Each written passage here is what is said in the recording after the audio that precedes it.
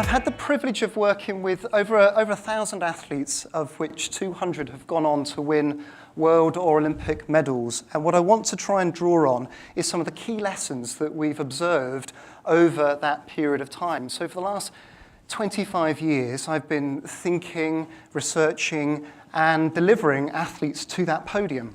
Ben's story was one of the first for the British system that started to culture winning when probably the odds were against them. Winter Olympics just around the corner, so this is some preparation work for the winter sports athletes. And this person's wearing a suit that has got a number of triaxial accelerometers embedded into the suit. Not only is it important that we're actually simulating the environment properly, we're actually giving feedback timely, because we know that if we give feedback in the instance after you've performed something, then learning is much more advanced.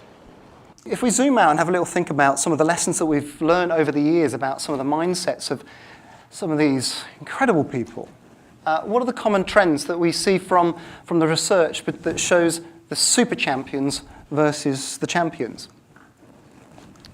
Well, one of the common trends is that they set their sights high. They are highly motivated by reward. They are often task-focused and outcome-focused. That's not to say that's the only thing that they focus on, but they are very clear on looking up. Most of the Olympic champions will report that they had a hero. They had somebody that they looked up to, vicarious learning of thinking, I want to be like that person. They're absolutely resilient, and this is not something that's written in their genes or their mindset. This is something that has been documented to show that resilience is learned.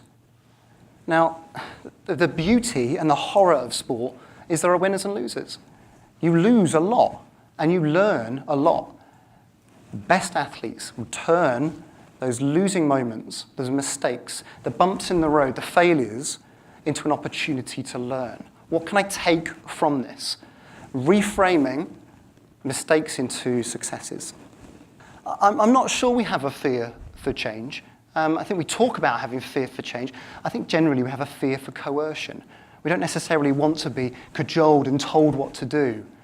When change happens that we're part of, then it takes change and reframes it into challenge. Yeah, okay, I can get excited about this now all of a sudden.